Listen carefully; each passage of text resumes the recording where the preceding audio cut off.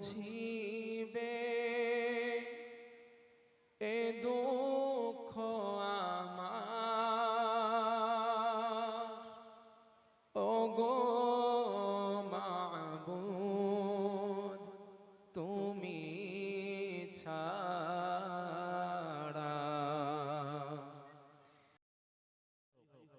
মহান রব্বুল আলামিন পৃথিবীর জমিনে আমাদেরকে পাঠিয়েছেন, তিনারও একটা উদ্দেশ্য আছে।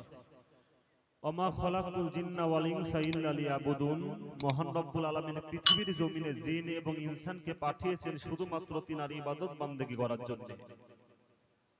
আমরা আল্লাহ পাকের কাছে ওয়াদা করে এসেছি দুনিয়ার জমিনে যে তুমি আমাদের রব, তোমাকে আমরা প্রভু বলে মানবো এবং তোমার হুকুম আমরা মানবো। কিন্তু পৃথিবীর জমিনে এসে আমরা কোন নেতার গোলামি করছি, নচেত দুনিয়ার কোন মানুষের গোলামি করছি। আল্লাহ এবং আল্লাহ রসুলকে আমরা অনেকটা ভুলে বসেছি। জোরে বলুন ঠিক কিনা? আগো জোরে বলুন ঠিক কিনা? কিন্তু মহান রব্বুল আলামিন বলেছেন, বান্দা তোমরা আমাকে ভুলে যাও কি করে? কাইফা তাকফুরুনা বিল্লাহি ওয়া কুনতুম আমওয়াতান ফাহইয়াকুম সুম্মা ইউমীতুকুম সুম্মা ইউহয়ীকুম সুম্মা ইলাইহি তুরজাউন। আল্লাহ বলেছেন, বান্দা তোমরা আমাকে অস্বীকার করো কি করে, আমার হুকুমকে ভুলে যাও কি করে? তোমাদেরকে কি পূর্বেকার কথা স্মরণ নাই? তোমরা জন্মের পূর্বে সবাই ছিলে মৃত্যু, আমি আল্লাহ তোমাদের মৃত্যু থেকে জিন্দা করেছি, ওই জিন্দা থেকে আবার মৃত্যু ঘটাবো, ওই মৃত্যু থেকে আবার জিন্দা করব, পুনরায় তোমাদেরকে আমার দরবারে ফিরে আসতে হবে। তার মানে বোঝা গেল আমরা জন্মের পূর্বে সবাই মৃত্যু ছিলাম। বুঝতে পেরেছেন তো নাকি? আমাদেরকে আবার মরতে হবে, মরণের পর জিন্দা হতে হবে, পুনরায় আল্লাহর দরবারে আমাদেরকে ফিরে যেতে হবে। আল্লাহ পাক বলেছেন, বান্দা তোমাদের পরিচয় ছিল না, কালচার ছিল না, নাম ছিল না, নিশানা ছিল না, কেউ তোমাদের চিনতো না। হালাতা আলাল ইনসানি হিনুম মিনাদ দাহরি লাম ইয়াকুন শাইয়্যাম মাযকুরা। আমি আল্লাহ তোমাদের পরিচয় ঘটালাম, কালচার ঘটালাম, নাম ঘটালাম, নিশানা ঘটালাম। তোমাদেরকে কি থেকে আমি তৈরি করেছি শুনে নাও। ফাইন্না খলাকনাকুম মিন তুরাবিন সুম্মা মিন নুতফাতিন সুম্মা মিন আলাকাতিন সুম্মা মিন মুযগাতিন। আমি আল্লাহ তোমাদেরকে বানালাম মাটির উপাদান থেকে। তোমার বাপ এবং মা দুজনের মিলনের কারণে এক জাররা নাপাক পানিকে তোমার মায়ের রেহেমে প্রবেশ করে দিলাম। ওই নাপাক পানি থেকে আমি আল্লাহ রক্ত তৈরি করে, মাংস তৈরি করে, হাড় হাড্ডি বানিয়ে ফাকা সাউনাল ইযাম লাহমা, সুন্দরভাবে ছাউনি দিয়ে তোমার মায়ের গর্ভের ভিতরে তোমাকে জাগা করে দিলাম। একবার জোরে বলা যাবে না সুবহানাল্লাহ? আরো জোরে বলুন সুবহানাল্লাহ। আল্লাহ পাক বলেছেন, বান্দা তুমি যখন তোমার মায়ের গর্ভের ভিতরে 10 মাস 10 দিন ছিলে, সেই সময়ে তোমার খাবারের প্রয়োজন হয়েছিল। তখন তোমার দেশের কোন নেতা সরকার তোমার জন্য খাবারের ব্যবস্থা করে দেয় নাই, তোমার দেশের কোন প্রধানমন্ত্রী তোমার জন্য খাবারের ব্যবস্থা করে দেয় নাই। আমি আল্লাহ পাক আল্লাহ তাআলা তোমার মায়ের গর্ভের ভিতরে তোমার জন্য খাবারের ব্যবস্থা করে দিলাম। জোরে বলুন সুবহানাল্লাহ। আল্লাহ বলেন, কি থেকে শুনে নাও, আমি আল্লাহ তোমার মায়ের মাসিক রক্তগুলোকে বন্ধ করে দিয়ে ওই নাপাক রক্তগুলো তোমার জন্য আমি খাবারে পরিণত করলাম। তারপরে আল্লাহ ডাক দিয়ে বলেছেন, বান্দা তোমার মুখখানা আমি বানিয়েছি পবিত্র করে, যাতে করে তুমি পৃথিবীর জমিনে এসে ওই পবিত্র মুখটা দিয়ে আমার নাম নেবে, আমার নবীর নামে দরুদ পড়বে, আমার পাঠানো পবিত্র কুরআন খানা পড়বে। এই কারণে আমি তোমার মুখখানা পবিত্র করে বানালাম। আর তোমার জন্য যে খাবারটা আমি বানালাম, সেই খাবারটা হলো নাপাক। আমি ওই পবিত্র মুখের মাধ্যমে নাপাক খাবারটা কিভাবে দিই বলো? আমি না পবিত্র মুখে নাপাক খাবারটা আমি দিতে পারলাম না। সেদিকে লক্ষ্য রেখে তোমার মায়ের নাভিকে তোমার নাভির সঙ্গে অ্যাডজাস্ট করে দিয়ে আমি ওই নাপাক খাবারগুলো নাভির মাধ্যমে পাস করে দিলাম। জোরে বলুন সুবহানাল্লাহ। এবার আল্লাহ বলছেন, বান্দা তোমার যখন 10 মাস 10 দিন পূর্ণ হয়ে গেল, এবার যখন তোমার পৃথিবীর জমিনে আসার সময় হয়ে গেল, সুম্মা নুখরিজুকুম তিফলা, তুমি যখন আস্তে আস্তে পৃথিবীর জমিনে চলে এলে, তুমি একদিন দুদিন 3 দিনকার ছেলে, তুমি যখন তোমার মায়ের গর্ভের ভিতরে ছিলে, তুমি সুরক্ষিত জায়গায় ছিলে, ইন্টেনসিভ কেয়ারের ভিতরে ছিলে, তখন পৃথিবীর কোনো রোগ প্রবেশ করতে পারেনি, পৃথিবীর কোনো ভাইরাস প্রবেশ করতে পারেনি। কিন্তু তুমি যখন পৃথিবীর জমিনে চলে এলে, হাওয়া বাতাসে হাজারো রোগ জীবাণু ঘোরাফেরা করতেছে, হাওয়া বাতাসে হাজারো ভাইরাস ঘোরাফেরা করতেছে। তুমি একদিন দুদিন 3 দিনকার ছেলে, ওই কচি দেহতে রোগগুলো প্রতিরোধ করবে কিভাবে বলো? ওই কচি দেহতে রোগগুলো প্রতিরোধ করা তোমার পক্ষে সম্ভব হবে না। আমি সেদিকে লক্ষ্য রেখে তোমার মায়ের স্তনের দুধের ভিতরে ভিতরে পৃথিবীর সমস্ত রোগ প্রতিরোধ করার ক্ষমতা আমি তোমার মায়ের স্তনের দুধের মধ্যে দিয়ে দিলাম। জোরে বলুন সুবহানাল্লাহ, আরো জোরে বলুন সুবহানাল্লাহ। আল্লাহ বলেছেন বান্দা ওই দুধ খেয়ে যখন তুমি টসটস করে বড় হয়ে গেলে, তারপরে তোমাকে বলা হলো ওগো আল্লাহ যে তোমার মুখখানা পবিত্র করে বানিয়েছে, আল্লাহর পবিত্র কালামখানা পড়বে বলে, তো একবার আল্লাহর কোরআনটা পড়ে শোনাও তো। এখন আমরা বলে থাকি যে আল্লাহর কোরআনটা খুব কঠিন, পৃথিবীর সব জিনিস ব্রেনে ঢোকে কিন্তু আল্লাহর কোরআনটা ঢোকে না। অনেকে বলে না আগে জোরে বলুন, বলে না কিন্তু মহান রব্বুল আলামিন বলেছেন ওয়ালাকাদ ইয়াসসারনাল কোরআন, আমি কোরআন ও কারীমকে মানুষের জন্য, আমার বান্দা বান্দির জন্য সহজ করে দিয়েছি, যাতে করে আমার বান্দা বান্দিরা কোরআনকে মুখস্থ করতে পারে। পৃথিবীর জমিনে বহু গ্রন্থ আছে, কিন্তু আপনারা কোনোদিন শুনেছেন যে কোন গ্রন্থের হাফেজ আছে? কোন গ্রন্থের হাফেজ নাই। একটা কিতাবের হাফেজ আছে, যে কিতাবটার নাম হলো আল কোরআন। জোরে বলুন সুবহানাল্লাহ। সেই কোরআন থেকে আমরা দূরে সরে যাওয়ার কারণে সারা পৃথিবীতে মুসলমানদের ভিতরে অশান্তি। কেননা মহান রব্বুল আলামিন মানুষের শান্তির জন্য একটা কিতাব পাঠালেন, সেই কিতাবটার নাম কি? জোরে বলুন, কোরআন।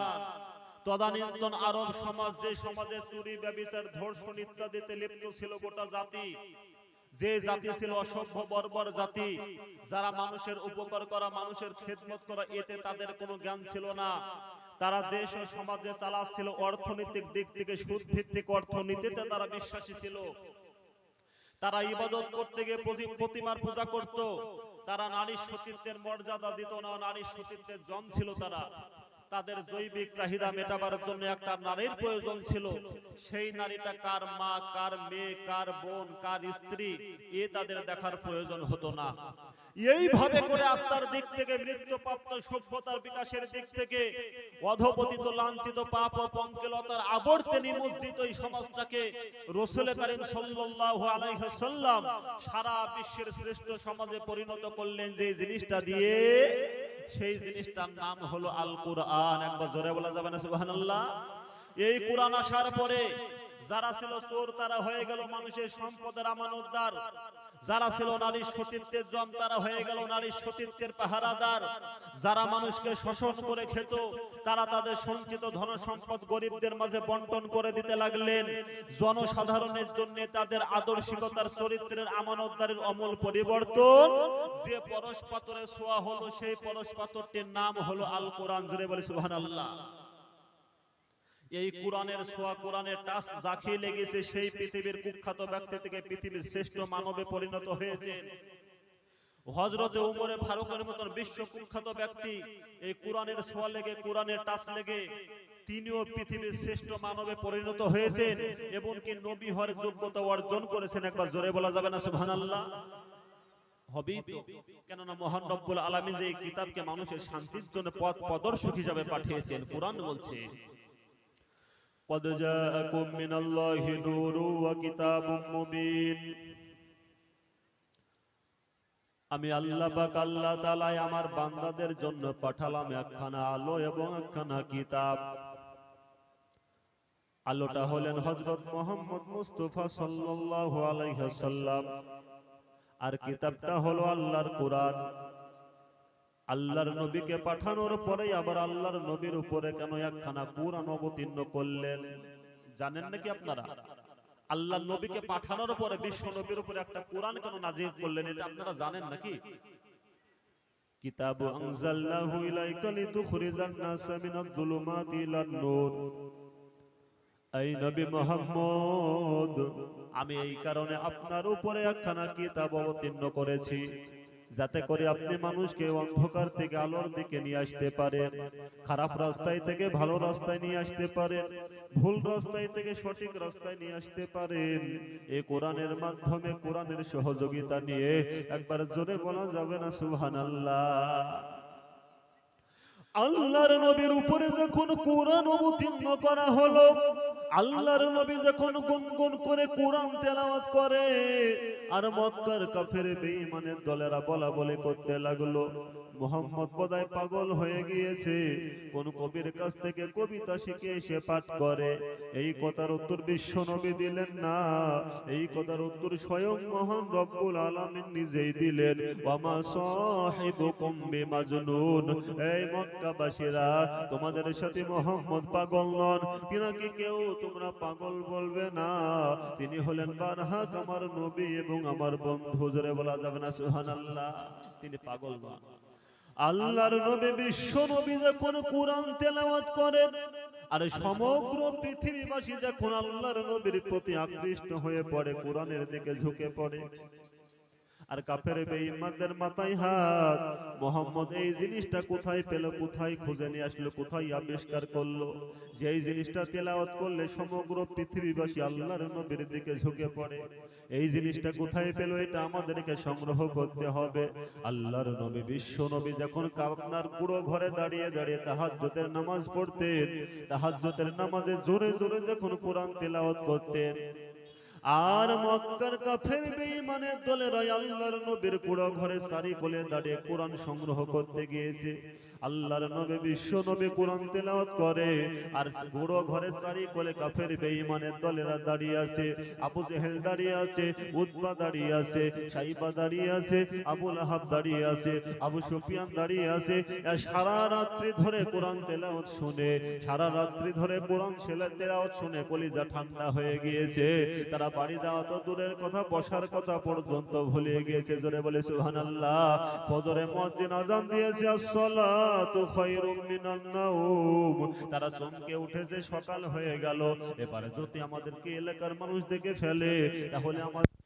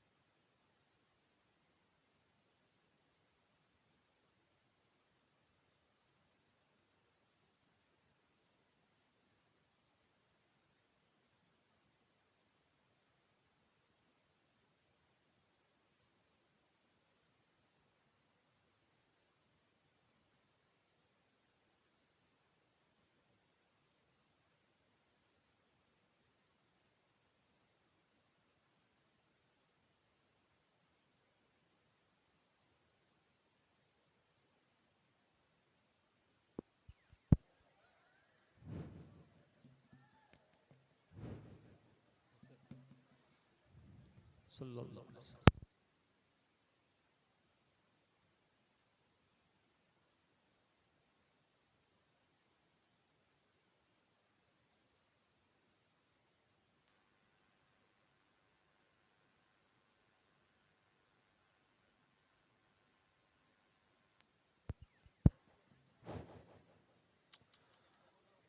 আল্লাহর নবী বিশ্ব নবী পুরো ঘরে তাহাজ্জুদের নামাজে কোরআন তেলাওয়াত করে, আর মক্কার কাফের বেঈমানের দলেরা ঘরে সারি কোলে দাঁড়িয়ে দাঁড়িয়ে কোরআন তেলাওয়াত শোনে। কোরআন তেলাওয়াত শুনতে শুনতে তাদের কলিজা ঠান্ডা হয়ে গিয়ে বাড়ি যাওয়ার কথা তারা ভুলে গিয়েছে। বাড়ি যাওয়া তো দূরের কথা, তারা বসার কথা পর্যন্ত ভুলে গিয়েছে। এবার ফজরে মুয়াজ্জিন আযান দিয়েছে, আসসালাতু খায়রুম মিনান নাওম। তারা চমকে উঠেছে, সকাল হয়ে গেল, এবার যদি মানুষের চোখে আমরা ধরা পড়ে যাই তাহলে আমাদের ইজ্জত বলতে কিছু থাকবে না। তারা বাড়ির দিকে রওনা। আবু জেহেলের সঙ্গে দেখা হয়ে গেল। আবু জেহেল বলছে, উতবা তুমি কোথায় গিয়েছিলে? আমি মুহাম্মদের বাড়ির কোনায় কোরআন শুনতে গিয়েছিলাম। সাইবা তুমি কোথায় গিয়েছিলে? আমিও গিয়েছিলাম। আবু লাহাব তুমি কোথায় গিয়েছিলে? বলে আমিও গিয়েছিলাম। আবু সুফিয়ান তুমি কোথায় গিয়েছিলে? বলে আমিও মুহাম্মদের বাড়ির কোনায় কোরআন শুনতে গিয়েছিলাম। আবু জেহেল আপনি কোথায় গিয়েছিলে? বলে আমিও গিয়েছিলাম। আবু সুফিয়ান বলছেন, তাই আবু জেহেল আপনি যদি কিছু মনে না করেন আপনাকে একটা কথা বলতে পারি, বলে ফেলো। আবু সুফিয়ান বলছেন, তা কাল যে সারা রাত্রি ধরে আমি কোরআন তেলাওয়াত শুনলাম গো, এতে আমার মনে হলো এটা মানুষের বানানো কোনো কোরআন হতে পারে না, এটা আল্লাহ পাকের পক্ষ হইতে এসেছে। একবার জোরে বলা যাবে না সুবহানাল্লাহ?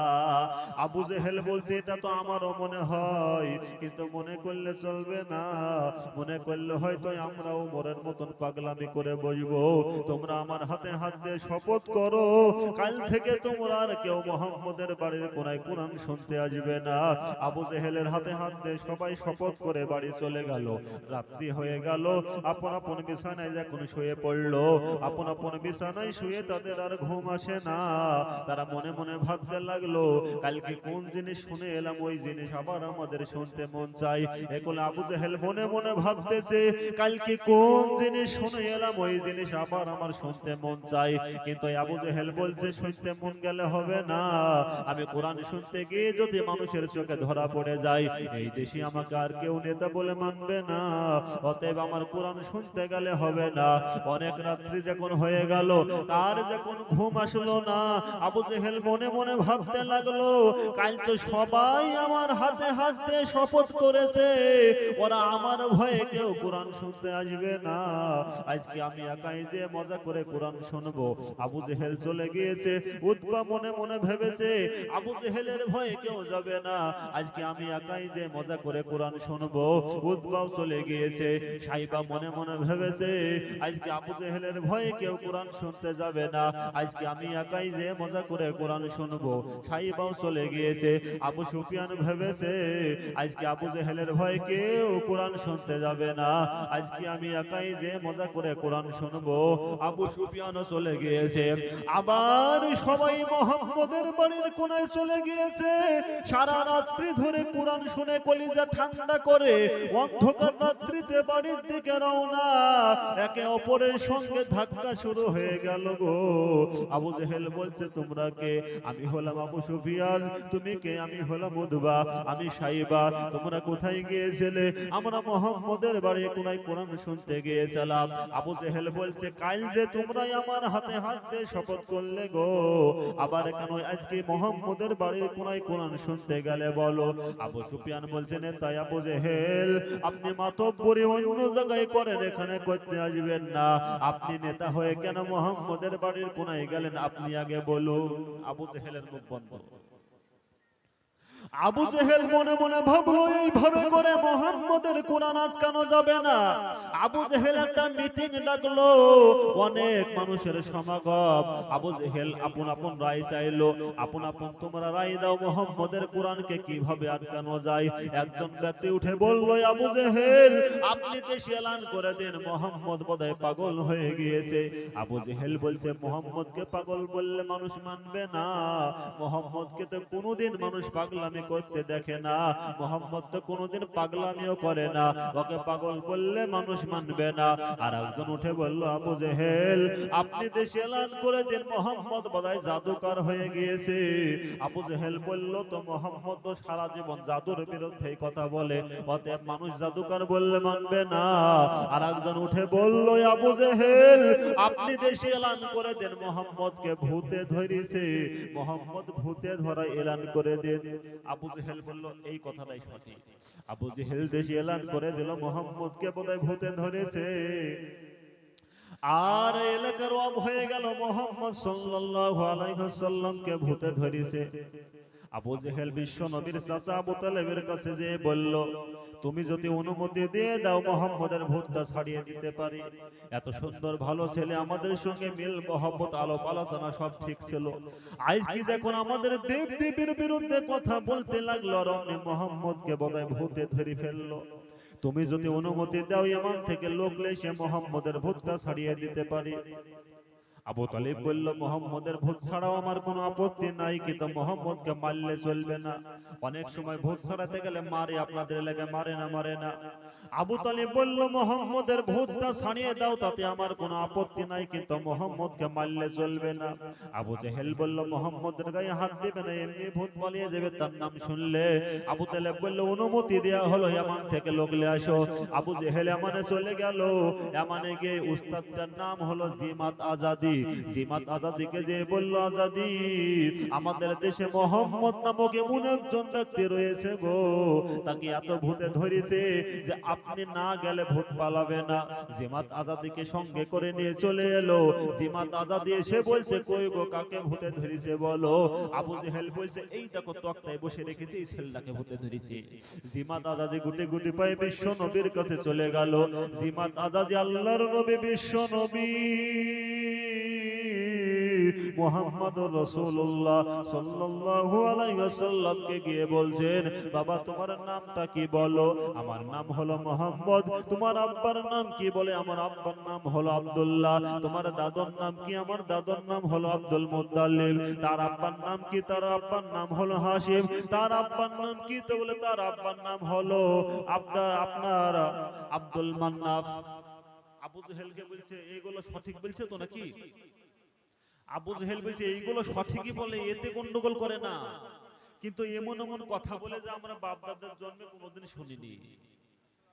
জিমাত আজাদি বলছে, বাবু তুমি কি এমন বলো যে মানুষ অবাক হয়ে যায়, আমাকে একটু শোনাতে পারবে। আল্লাহর নবী বিশ্ব নবী বললেন, পারবো না, কেন, শোনানোর জন্যই তো এসেছি। আল্লাহর নবী বিশ্ব নবী জিমাত আজাদিকে বলছেন, জিমাত আজাদি, আপনার কানটাই আমার মুখের গোড়ায় আনুন, আমি আপনাকে ভালো করে শুনিয়ে দেব। জিমাত আজাদি মুখ কানটা যখন আল্লাহর নবীর মুখের কাছে নিয়ে গেলেন, আল্লাহর নবী বিশ্ব নবী শুরু করে দিয়েছেন কোরআন পড়তে।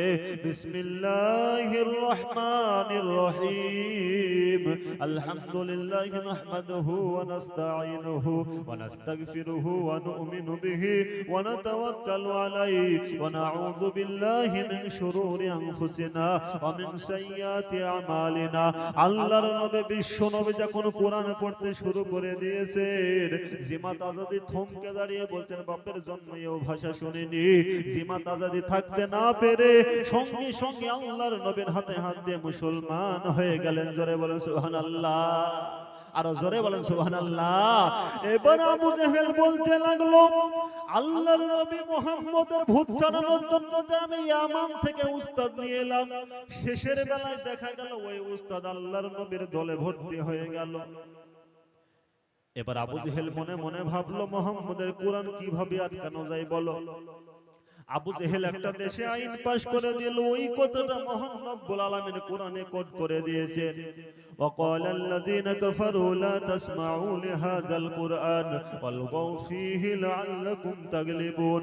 এই মক্কাবাসীরা, তোমরা খবরদার কেউ মুহাম্মদের কোরআনের ধারের কাছেও যেও না, বরং যেই জায়গায় কোরআনের কথা আলোচনা করা হবে গো, সেই জায়গায় যে তোমরা হট্টগোল সৃষ্টি করে দেবে, যাতে করে ওদের ডিস্টার্ব হয়ে যায়, তবে তোমরা বিজয়ী হবে। আর হাজী সাহেবরা গোটা পৃথিবী থেকে মক্কায় হজ করতে গিয়েছে, আর হাজী সাহেবদের তাবুতে তাবুতে গিয়ে আবু জেহেল ভাঙাতে শুরু করেছে। আমাদের দেশে মোহাম্মদ নামক এমন একজন পাগল ব্যক্তি রয়েছে, তার কাছে তোমরা কেউ যেও না, সে এমন একটা মন্ত্র পাঠ করে, ওই মন্ত্রের আওয়াজ শুনলে তোমরাও পাগল হয়ে যাবে। হাজী সাহেবরা মনে মনে ভাবলো, এত বড় ম্যাপের পাগল যে তার মন্ত্রের আওয়াজ আমাদের কানে এলে আমরাও পাগল হয়ে যাব, তাহলে এই পাগলটাকে একবার দেখতে হয়। কিন্তু পাগলের মন্ত্রের আওয়াজ কানে এলে চলবে না, আমরা কানে তুলো লাগিয়ে মুহাম্মদ নামক পাগল দেখতে যাব। নাউযুবিল্লাহি মিন যালিক। আল্লাহর নবী বিশ্ব নবী কাবা ঘরের কোনায় বসে কোরআন তেলাওয়াত করে, আর হাজী সাহেব আল্লাহর নবীকে কানে তুলো লাগিয়ে দেখতে চলে গেলেন।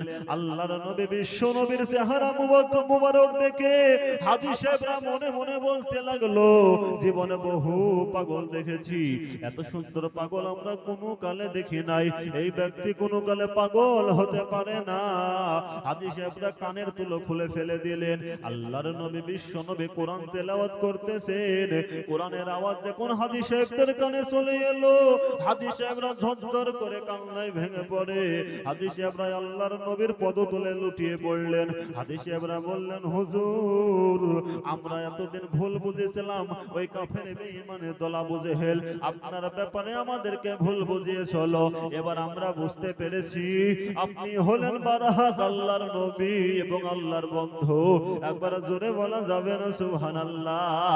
হাজার হাজার হাজী সাহেবরা বিশ্ব নবীর হাতে হাত দিয়ে মুসলমান হয়ে গেলেন। এবার আবু জেহেল মনে মনে ভাবতে লাগলো, এই কোরআন থেকে মানুষকে যতই আলাদা করার চেষ্টা করি, মানুষ ততই কোরআনের প্রতি আকৃষ্ট হয়ে পড়ে। আল্লাহ পাক বললেন, হবে তো, পৃথিবীতে বহু কিতাব এসেছে, খোঁজাখুঁজি করলে দেখা যাবে প্রত্যেকটা কোরআন কিতাবের ভিতরে ভুল রয়েছে। যালিকাল কিতাবু লা রাইবা ফি, আমার এই কোরআনের ভিতরে কোনো ভুল নাই, কোরআনের ভিতরে কোনো সন্দেহের অবকাশ নাই। পৃথিবীতে হাজার হাজার লক্ষ লক্ষ বেদিন এসেছে, যারা আল্লাহকে অস্বীকার করেছে, নবীকে অস্বীকার করেছে, কিন্তু কেউ কোনোদিন বলতে পারেনি এটা মানুষের বানানো কিতাব। যারা বলেছে এই কোরআনটা মানুষের বানানো কোরআন, তারা প্রমাণ দিতে পারেননি। যারা বলেছে এটা মানুষের বানানো কোরআন, তাদের সামনে মহান রব্বুল আলামিন ১,৫০০ বছর আগে চ্যালেঞ্জ ছুড়ে দিয়েছেন, ইন কুনতুম ফি রাইবিম মিম্মা নাযালনা আলা আবদিনা ফাআতু বিসূরাতিন মিন মিসলিহি ওয়াদউ শুহাদাকুম মিন দুনিল্লাহি ইন কুনতুম সাদিকিন। যারা তোমরা বলতেছো এটা মানুষের বানানো কিতাব, তোমরা এইরকম একটা কিতাব বানিয়ে দেখাও। এই কিতাবের কথা তোমরা ছেড়ে দাও, এই কোরআনের ভিতরে সব চাইতে যেটা ছোট্ট সূরা রয়েছে, ওই রকম একটা ছোট্ট সূরা তোমরা বানিয়ে দেখাও। সেই সময় একটা সূরা বানাতে গিয়েছিল, আল কারিআতু মাল কারিআতু ওয়া মা আদরাকা মাল কারিআ, এই সূরার একটা কপি বের করতে চেয়েছিল।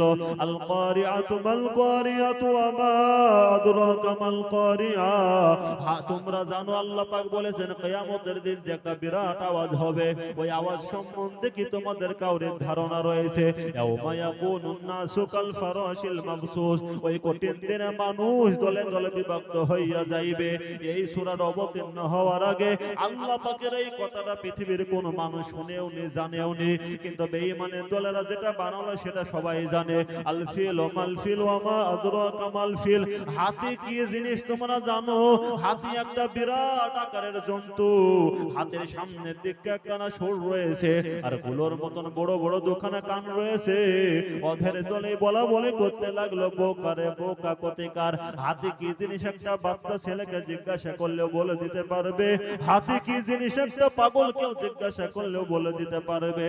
ওই সূরা কিন্তু আর টিকলো না। আল্লাহ পাক বলে দিলেন, ফাইন লাম তাফআলু ওয়া লাম তাফআলু ফাত্তাকুন নার আল্লাতী ওয়াকুদুহান নাস ওয়াল হিজারা উইদ্দাত লিল কাফিরিন।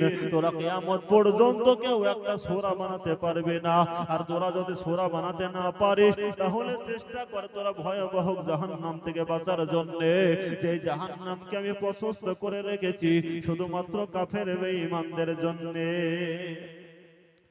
এই কোরআন থেকে কাফের বেঈমানের দলেরা মানুষকে যতই আলাদা করার চেষ্টা করেছে, মানুষ ততই কোরআনের প্রতি আকৃষ্ট হয়ে পড়েছে। আজকে পৃথিবীর মানুষ এই কোরআনকে চিনা জানলো না, কোরআনকে মানা জানলো না। আজকে দুনিয়ার জমিনে মাস্টার, ডাক্তার, জজ, ব্যারিস্টার, পয়সাওয়ালা, জমিদার, এই ব্যক্তিগুলোকে আমরা দামি এবং নামী ব্যক্তি বলে ভাবি। কি গো, ভাবি না? ভাবে না? মুখে কথা বলো। জমিদার, পয়সাওয়ালা, চাকরিজীবী, এই মানুষগুলোকে আমরা দামি ব্যক্তি ভাবে না দুনিয়াতে? কিন্তু আল্লাহর নবী বিশ্ব নবী বলে দিলেন, পৃথিবীর বুকে ওই ব্যক্তি সবথেকে দামি, পৃথিবীর বুকে ওই ব্যক্তি সবথেকে নামী, পৃথিবীর বুকে ওই ব্যক্তি সবথেকে সম্মানী। খায়রুকুম মান তাআল্লামাল কুরআন ওয়া আল্লামাহু, যে নিজে কোরআন শিখে আর অপরকে শিক্ষা দেয়। জোরে বলে সুবহানাল্লাহ।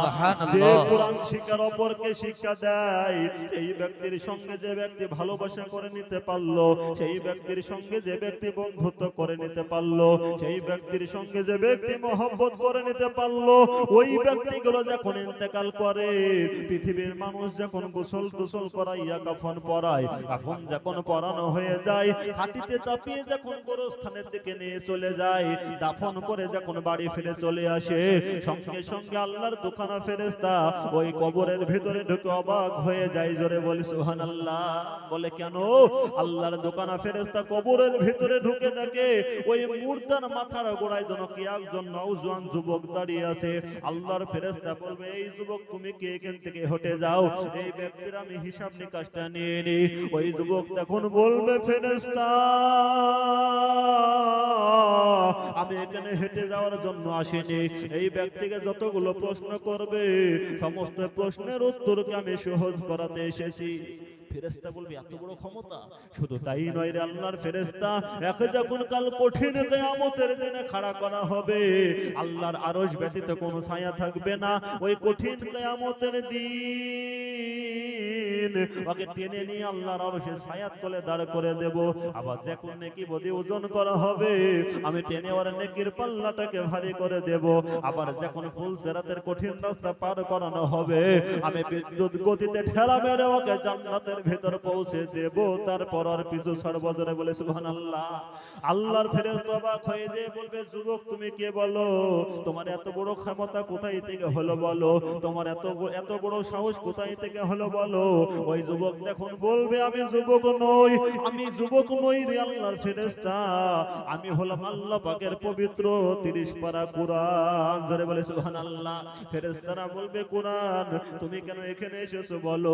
কুরআন তখন বলবে, পৃথিবীতে এমন একটা সময় এসেছিল, মানুষ যখন আমার কাছ থেকে দূরে পালিয়ে গিয়েছিল, এই ব্যক্তি তখন আমার আশেপাশে ছিল, সারা বিশ্বের বেঈমানের দলেরা যখন আমাকে নিয়ে ছিনিবিনি খেলার চেষ্টা করেছে, এই ব্যক্তি তখন নিজের জান প্রাণ জীবন দিয়ে আমাকে হেফাজত করেছে। আজকে এই ব্যক্তি দুনিয়া থেকে চলে আসতে আমি আল্লাহর কোরআন কিভাবে দুনিয়ায় থাকতে পারি বলো? তাই আমি নিয়াত করে নিলাম, কোরআন ওকে যতক্ষণ পর্যন্ত আর খুশির জায়গা জান্নাতের ভেতরে না পৌঁছে দেব, ততক্ষণ পর্যন্ত আমি আর পিছু ছাড়বো না। জোরে বলি সুবহানাল্লাহ। সেই কোরআনের হেফাজত আমাদের সকলকে করতে হবে। আল্লাহ পাক বললেন, ইন্না নাহনু নাযালনা যিকরা ওয়া ইন্না লাহু লাহাফিজুন। আল্লাহ বলেছেন, বান্দা তোমরা আমার কোরআনের হেফাজত করো, আর তোমরা যদি আমার কোরআনের হেফাজত কেউ না করো, আমি আল্লাহ কোরআনের মালিক, আমার কোরআনের হেফাজত আমি আল্লাহ নিজেই করব। জোরে বলে সুবহানাল্লাহ। যে কোরআনের হেফাজত আল্লাহ নিজেই করার দায়িত্ব নিয়েছেন, ওই কোরআনের হেফাজত আমি আপনি আল্লাহর গোলাম হয়ে করতে পারবো কিনা? জোরে বলো, আগে করতে পারবো কিনা? আজ কি পৃথিবীর জমিনে এনআরসি বলুন না সিএ বলুন, এটা কিন্তু ভারতবর্ষের মাটিতে আসল উদ্দেশ্য নয়। ভারত থেকে মুসলমানদেরকে তাড়ানো একটা চক্রান্ত। এটা নতুন নয় রে বাবা। 2002 সালে একটা দাঙ্গা হয়েছিল গুজরাটের মাটিতে, হাজার হাজার মুসলমানদেরকে কুচু কাটা করে কেটেছিল। এত মুসলমান মেরে যখন মুসলমান কমাতে পারলো না, তারা বেঈমানরা বলল, এত মুসলমান মারছে, মুসলমান কমছে না, কি ব্যাপার? তারা একটা বিরাট মিটিং বসালো, মুসলমানদের চিহ্ন কিভাবে মুছিয়ে দেওয়া যায় বলো। তাদের নেতা উঠে বলল, এইভাবে মুসলমানকে মেরে মুসলমান কমানো যাবে না, মুসলমানদেরকে শেষ করতে গেলে মুসলমানদের মেরুদণ্ড ভেঙে দাও। তারা বলল, মুসলমানদের মেরুদণ্ড কি খুঁজে বের করো। মুসলমানদের মেরুদণ্ড খুঁজে বের করা হলো। মুসলমানদের মেরুদণ্ড হলো আল্লাহর কোরআন। জোরে বলে সুবহানাল্লাহ। এই কোরআন পৃথিবীর জমিনে যতদিন থাকবে আমরা ততদিন মুসলমানদের কোনো ক্ষতি করতে পারবো না। তাই মুসলমানদেরকে পৃথিবী থেকে শেষ করতে গেলে সর্বপ্রথম মুসলমানদের কোরআনগুলোকে পড়ে ছাই করে দাও। হাজার হাজার কোরআনগুলো পড়ে ছাই করে দিয়েছিল। একজন হাফেজ সাহেব বলেছিলেন, বেঈমান তোরা কোরআন পড়ে কোরআনকে কমাতে পারবি না, কেন নয় আমরা যে কোরআনের গাছ পুঁতে রেখেছি। বেঈমানরা বলল, কিভাবে কোরআনের গাছ পুঁতে রেখেছো দেখাও। ছোট্ট মাদ্রাসা থেকে 3 জন তালবে ইলমকে ডাকা হলো। বাপ আব্দুর রহমান, তুমি 10 পারা করে 30 পারা, তুমি 1 থেকে 10 পারা কোরআন শরীফ মুখস্থ শুনিয়ে দাও। 1 থেকে 10 পারা কোরআন শরীফ গট গট করে মুখস্থ শুনিয়ে দিল। বাপ আব্দুর রহিম তুমি 10 থেকে 20 পারা শুনিয়ে দাও। আব্দুর রহিম 10 থেকে 20 পারা গট গট করে মুখস্থ শুনিয়ে দিল। বাপ আব্দুল সত্তার তুমি 20 থেকে 30 পারা কোরআন মুখস্থ শুনিয়ে দাও। 20 থেকে 30 পারা কোরআন যখন গট গট করে মুখস্থ শুনিয়ে দিল, বেঈমানদের মাথায় হাত। সত্যি তো এরা কোরআনের গাছ পুঁতে রেখেছে, আমরা কোরআনকে পড়ে ছাই করে দেব। আর খোকরা পীরতলা মাদ্রাসায় কোরআনের হাফেজ তৈরি হয়ে হাফেজ সাহেবরা কোরআনকে লিখে মুসলমানদের ঘরে ঘরে পৌঁছে দেবে। অতএব কোরআন পোড়ানো বন্ধ কর, আর মাদ্রাসাগুলোকে আগে ভাঙ। হাজার হাজার মাদ্রাসাগুলো ভেঙে চুরমার করে দিয়েছিল। তারা অতীতেও চেয়েছে, বর্তমানেও চাইছে, ভবিষ্যতে চাইবে কিভাবে মুসলমানদের কাছ থেকে মুসলমানদের কোরআনগুলোকে কেড়ে নেওয়া যায়, মুসলমানদের কোরআনের কারখানা, কোরআনের মার্কাজ মাদ্রাসাগুলো ভেঙে চুরমার করে দেওয়া যায়। কিন্তু আমি আপনি মুসলমান, কোরআন দরদি, ইসলাম দরদি, মাদ্রাসা দরদি, যতদিন পৃথিবীর জমিনে বেঁচে থাকবো ততদিন আমাদের কোরআনের কারখানার কোনো ক্ষতি হতে দেব না। আমরা জীবন দিয়ে হলেও কোরআনের হেফাজত করব। একবার হাত কানা উঁচু করে দিয়ে বলুন ইনশাআল্লাহ। যারা বলেন নারায়ে তাকবীর। ওগো মুসলমান দরদি, আজ কি বলুন, আমার আপনার বিবি বাচ্চা, বাড়ি গাড়ি, ধন সম্পদ বড় না আল্লাহর কোরআন বড়? কে বড়? কে বড়? জোরে বলুন। আজ কি যদি কোরআন বড় হয়ে থাকে, আমি আপনি বিবি বাচ্চার জন্য বিল্ডিং বালাখানা তৈরি করছি, আর আল্লাহর কোরআনের ঘরটা, কোরআনের মার্কাজটা ধুকে ধুকে থাকবে, সেটা থাকতে পারে না রে বাবা। তাই কোরআনের হেফাজতের জন্য, কোরআনের কারখানার হেফাজতের জন্য আপনাদের দ্বারা আমি ছোট্ট করে একটা ভিক্ষা ঝোলাকে পেতে দেব। আমি আনিসুর রহমান সারা পশ্চিম বাংলার মাটিতে লক্ষ লক্ষ লক্ষ লক্ষ করে টাকা চাই।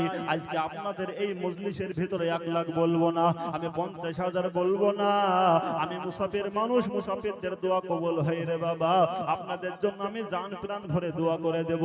তাই আমি কোরআনের হেফাজতের জন্য, আল্লাহর ঘরের হেফাজতের জন্য, কোরআনের কারখানার হেফাজতের জন্য, নবীর ঘরের হেফাজতের জন্য আমি একবার তাকবীর দেব। তাকবীর দেওয়ার সঙ্গে সঙ্গে আমি একজন ব্যক্তিকে বলবো যে সর্বপ্রথম 10,000 টাকা আমি একবার তাকবীর দেব। তাকবীর দেওয়ার সঙ্গে সঙ্গে একজন সর্বপ্রথম কোরআনের হেফাজতের জন্য 10,000 টাকার দাতা একবার হাত কানা উঁচু করে দিবেন। জোরে বলি নারায়ে তাকবীর। ওগো মুসলমান দরদি, কত টাকা কত দিকে চলে যায়, ছেলের পেছনে চলে যায়, মেয়ের পেছনে চলে যায়, বিবির পেছনে চলে যায়, নিজের জন্য চলে যায়, আল্লাহর কোরআনের ঘরের জন্য দিলে ফুরাবে না।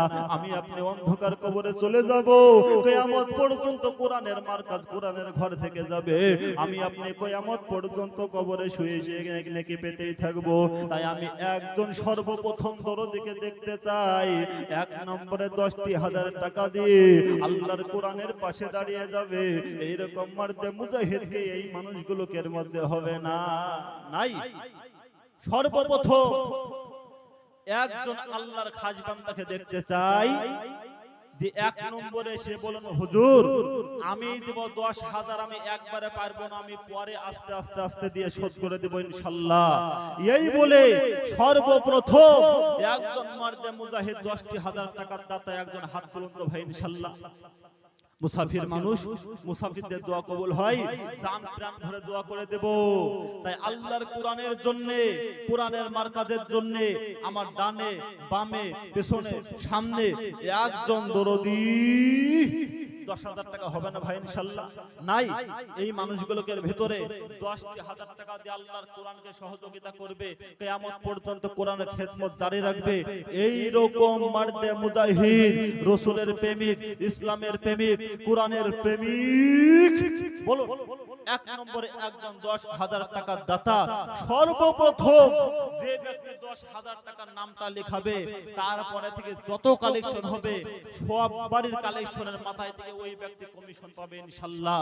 তাই মুসলমান দরদি আমার, কোরআন দরদি আমার, ইসলাম দরদি আমার, সর্বপ্রথম আমি একজন মারদে মুজাহিদকে 10,000 টাকা দেখতে চাই। ওগো মুসলমান দরদি আমার, সর্বপ্রথম একজন মারদে মুজাহিদ এসে বলুন, আমার কাছে জান আছে কিন্তু মাল নাই গো হুজুর, আমি একবারে পারলাম না, যেটা পারলাম দিয়ে দিলাম, আর পরে অল্প অল্প করে দিয়ে আমি শোধ করে দেব। এই বলে সর্বপ্রথমে একজন মর্দে মুজাহিদ কি 10,000 হবে না?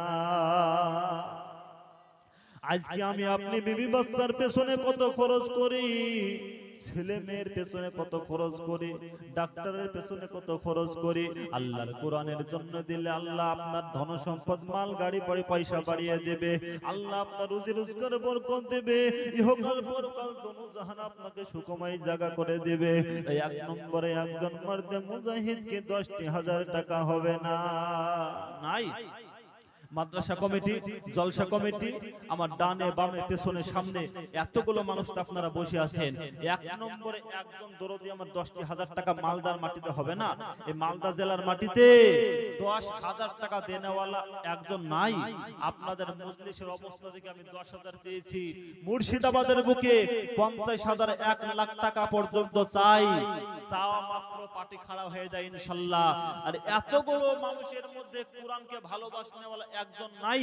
আপনারা কিছুক্ষণ আগে হাত তুলে বললেন যে হুজুর আমার বিবি বড় না, বাচ্চা বড় না, ছেলে মেয়ে বড় না, আমি আল্লাহর গোলাম, আমার কাছে বড় আল্লাহর কোরআন, তাই জীবন দিয়ে হলেও কোরআনের হেফাজত করব। এই ব্যক্তিগুলো কই? যারা এখনই বললেন জীবন দিয়ে হলেও কোরআনের হেফাজত করব, সেই ব্যক্তিগুলোকে ভিতরে একজন আল্লাহর খাস বান্দাকে বলবো যে সর্বপ্রথম একজন মর্দে মুজাহিদ 10,000 হবে না ভাই ইনশাআল্লাহ? নাই। আচ্ছা, আপনাদের কাছে যদি 10,000 টাকা ভারী হয়ে যায়, আমি দুজনকে বলবো দুজন মিলে 10,000 5-5 করে। সর্বপ্রথম একজন মর্দে মুজাহিদ 5,000 টাকা দাতা হাতখানা তুলুন তো ভাই ইনশাআল্লাহ? নাই। এতগুলো মানুষের ভিতরে 5,000 টাকা দেনেওয়ালা মানুষ কোরআনের জন্য একজন হবে না দরদি আমার? একজন আল্লাহওয়ালা নাই, নবীওয়ালা নাই, কোরআনওয়ালা নাই, ইসলাম দরদি নাই? যে এক নম্বরে আমি 10 পারলাম না 5,000 দেব, এই বলে সর্বপ্রথম একজন মর্দে মুজাহিদ হাতখানা উঁচু করে দিবেন, এরকম মানুষ নাই। এই কোরআনের জন্য নবী আমার মার খেলেন, রাসূল মার খেলেন, সাহাবারা মার খেলেন, সাহাবারা বিবিকে বিবাহ করলেন, সন্তানকে এতিম করলেন, ধন সম্পদ ত্যাগ করলেন, এমনকি নিজের জীবনটা আল্লাহর রাস্তায় বিলিয়ে দিলেন। জোরে বলে সুবহানাল্লাহ। মক্কার কাফের বেঈমানের দলেরা যখন বলাবলি করতে লাগলো মুসলমানদের কোরআন